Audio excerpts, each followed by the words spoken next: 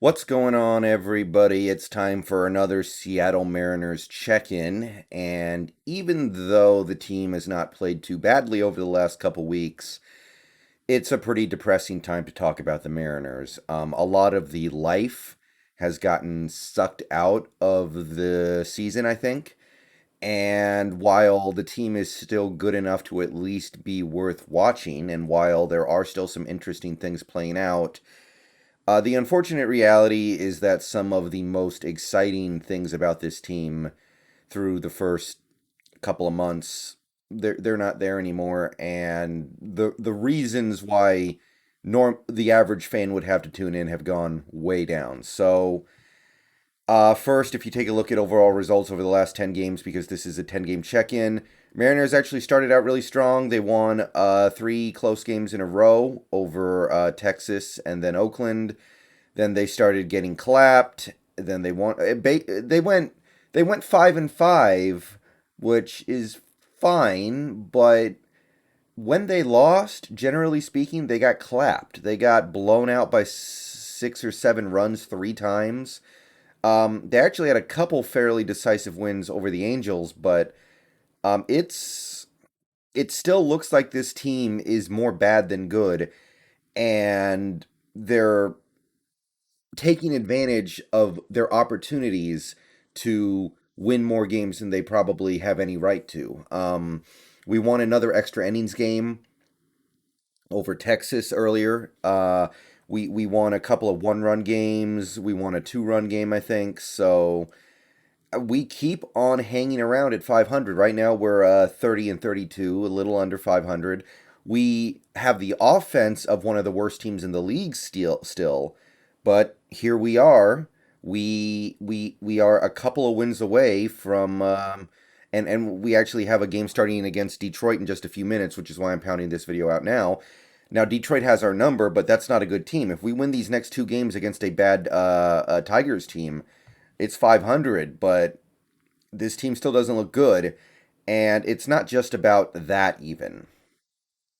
Uh, if you take a look at the lineup, Mitch Haniger still raking, still playing really well, although he's cooled off a little bit, I think. And I have to give it up to J.P. Crawford, who has been destroying the ball lately and showing a side to his game that I don't think any of us expected. I don't want to go crazy with it. His ops is still 108, but given the way his season started, the fact that he has his ops plus above 100 is really good. So if JP Crawford can keep this up, he is 100% a keeper. He's he's got good defense already, and if he can hit even at like 90 ops plus, that's good enough, I think. But if he can keep this up, he's a lot better than that. So Crawford's been a delight, but unfortunately, unless you want to talk about Taylor Trammell coming back up, and I guess he's doing some things a little bit better since he got called back up, there's not a lot to talk about in the positives here. Ty France, I guess, kind of got back on track, but he's still batting below 250 overall.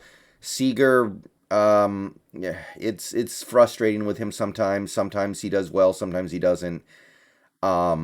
I know he's playing every night, which is not easy for a 33-year-old guy, but he's right near league average at this point. Unfortunately, we saw two really tragic things happen over the last 2 weeks. One was Kyle Lewis got injured. I think he tore a meniscus, which will cause him to miss at least a month or two and possibly the whole season. I don't know what the details are yet. But unfortunately, it doesn't look like Kyle Lewis is going to have a big impact on the team this year, which sucks because he was really starting to round into form. He was playing well. His batting average was up to almost 250, and that was with his terribly slow starts. So the possibility of not having Kyle Lewis for several games really sucks the interest out of this team. And we also had Jared Klenick's first stint in the majors go about as poorly as it can go. He was batting below 100. He went 0 for 39 in his last 39 batting attempts, striking out endlessly, just couldn't get anything going. He showed a little bit of pop. He had a couple home runs, but it was a bad way to start your career. And we sent him back down the other night, which we absolutely had to do. There was no way around it. But to see him play that badly, like Trammell looked better than him, clearly better than him. So that's frustrating, and there's not too much else to say. I think Tom Murphy might be playing a little bit better at the plate, but it's still a really bad offense overall. I guess it's picking up a little bit, but watching Clinic play that poorly was a soul crusher in a way. And as for the pitching, there is some good news here. Logan Gilbert turned in two pretty good starts, I think. He got his first ever win. He had another game where he should have got the win, but the bullpen blew it for him. By the way, the bullpen is a mess right now here in Seattle, so we'll get to those boys in a minute. Dunn pitched another good game, but then he's gone on the injured list, so we're gonna hold our breath and hope that he can come back strong. But Dunn continues to pitch well. Sheffield, I think, had a decent start the other night, but all that is being overshadowed by the fluke injury to Kikuchi, who was pitching fairly well. And I don't know if he's ever going to be worth the money, but he was starting to look like he might be worth the money.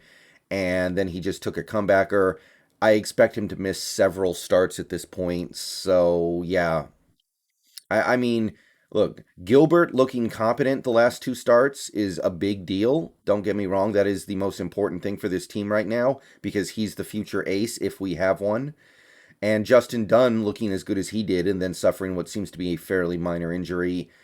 That's really good too, but Kikuchi going down like that, I know I know my expectations for Kikuchi have really been tempered because I haven't been that impressed with what he's done so far in the majors, but that was a really unfortunate thing that we saw.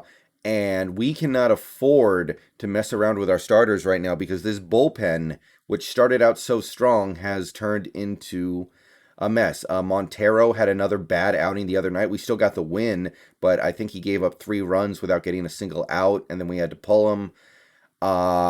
Anthony Sandwich continues to completely fall apart after starting out the season well.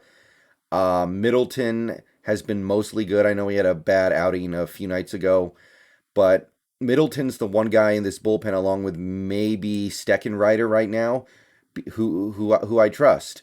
JT has pitched well so far, but it's a tiny sample size. I'm not going off of that yet.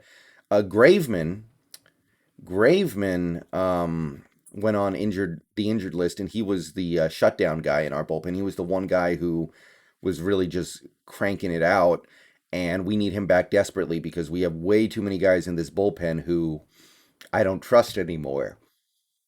Like I said, Middleton. I've seen Middleton have bad starts, but overall he's pitched okay.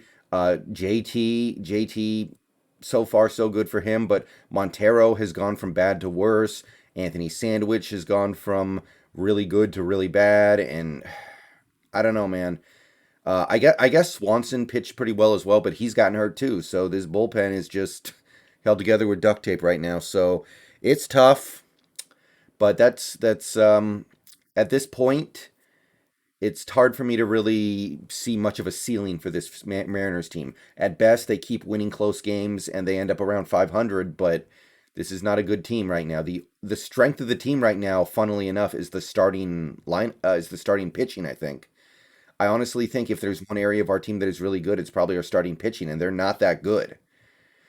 All right, I'm gonna get out of here. Peace out, go Mariners. I'm gonna watch the Tigers game just started, but yeah, it was a depressing stretch of 10 games, and that's the best I got.